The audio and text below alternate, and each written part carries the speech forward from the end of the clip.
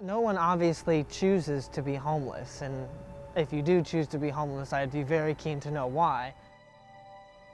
It's, and when you're that lonely for that long and depression sets in, I mean, I don't know, you see the people with their faces down on the ground with the blankets over them in the parks and stuff. That's it, you know? That's it.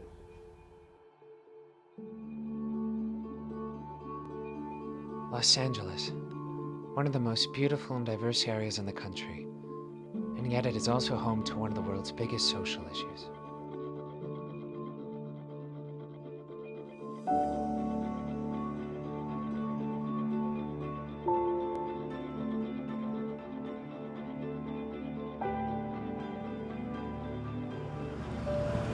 Hey, what's up, guys? Patrick, at the time of this film, had been recently diagnosed as chronically homeless. If he does not find a home soon, he is likely to die on the streets. I've been homeless a better part of 20 years. I think that we see that the more profound thing is mental illness in our clientele. I'm diagnosed manic depressive paranoid schizophrenic, bipolar. All right, so what's going on in my life right now, I can barely contain. You know what I'm saying? I think that people become homeless usually because of the lack of social support. It's not a decision that they made or wanted or asked for. It's one that, they may have put themselves in, or just circumstance has.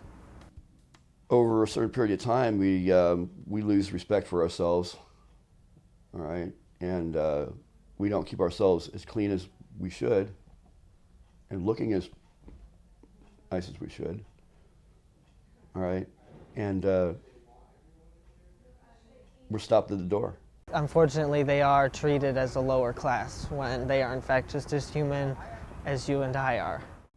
We're your neighbors. I'm sorry to burst your bubble, but we're your neighbors. And there's a lot of us. Oftentimes they also have a substance abuse issue, one that people don't necessarily have as much control over as is generally presumed. In many cases, substance abuse is a way of getting through the day. I go from trash can to trash can, and I collect bottles and cans, find little trinkets and stuff like that I might be able to sell. And I drink maybe about 24 ounces a day, so I can do that, so I can desensitize myself. When that happens, you just throw everything else out the window. It's like, this is all that matters, the drugs.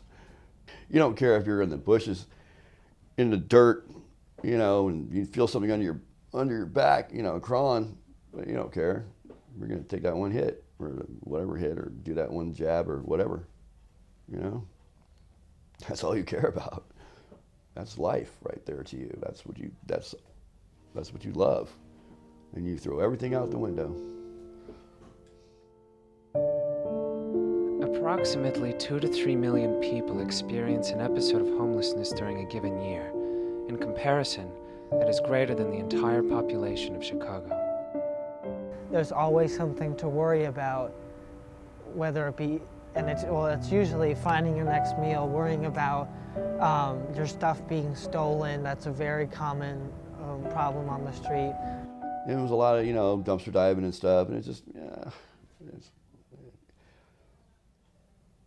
you keep doing that long enough, when you're handing a trash can, you start feeling like you're that trash can after a while, you start feeling like trash, it's like, God. Many people underestimate the difficulty of getting out of homelessness.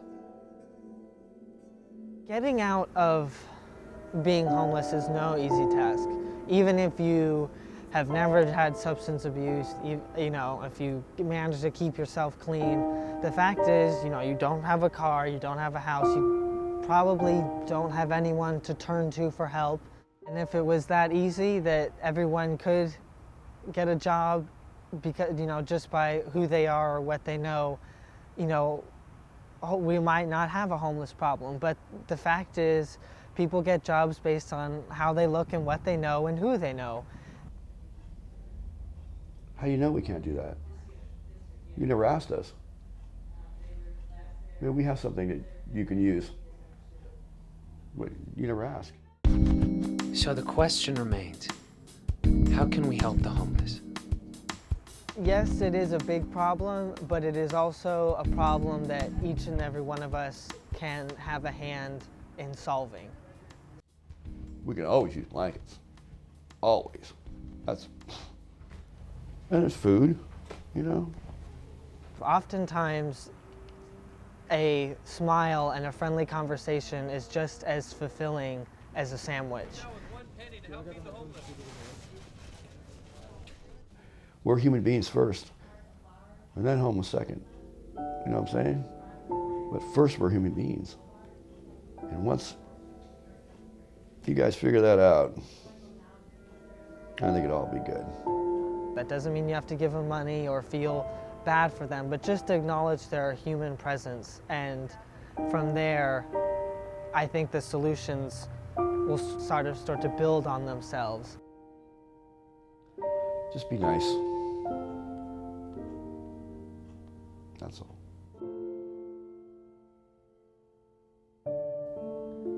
After 20 years of homelessness and a lifetime of drug abuse, Patrick has become clean. With the help of St. Joseph's Center for the Homeless, he has been given a second chance. I'm in the process right now of looking for an apartment. I mean, we're going to shop around, you know, and see.